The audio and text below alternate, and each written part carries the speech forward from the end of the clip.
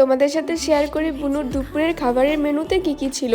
অরূপ মামাকে তো ফার্স্ট একটু বলেছিলাম যে আমাকে একটা কলার পাতার সাইজ করে কেটে দাও, ওটার মধ্যে আমি ভাত রাখবো। আর গাইস, তোমরা হয়তো দেখেছো যে এই মাটির থালার ডিজাইনটা আমি নিজে করেছি, অলরেডি সেটা ইউটিউবে পোস্ট করা আছে। যাই হোক, ফার্স্টে দিয়ে দিলাম কলা পাতার উপরে ভাত, তারপরে দিয়ে দিলাম কাতল মাছের মাথা, তারপরে বানিয়েছিল গলদা চিংড়ির ঝাল, যেটা আমারও খুব প্রিয়। এখানে 2 পিস গলদা চিংড়ি আমি দিয়ে দিলাম। এর আগেও আয়ুষ ভাইয়ের বার্থডের থালাটাও আমি সাজিয়েছিলাম, এবার বুনুর বার্থডের থালাটাও আমি সাজাচ্ছি। এইখানে তো দেখো চিকেন বানিয়েছে, চিকেনটা দিয়ে দিলাম, তার উপরে দিয়ে দিলাম হালকা একটু গ্রেভি। দেন বানিয়েছিল পাবদা মাছ, এইদিকে দেখো পাবদা মাছও দিয়ে দিলাম। সাথে ছিল কাতল মাছের পেটি, যেটা নাকি পোস্ত দিয়ে বানানো হয়েছিল। এইদিকে তো আমার 5 রকমের বাটি সাজানো রেডি। আর তারপরে নিয়ে আসলাম ভাতের থালাটা, কিছু এখানে ভাজা করেছিল। এর মধ্যে ছিল রুই মাছ ভাজি, পটল ভাজি, কুমড়ো ভাজি, বেগুন ভাজি, কারকোল ভাজি, আলু ভাজি।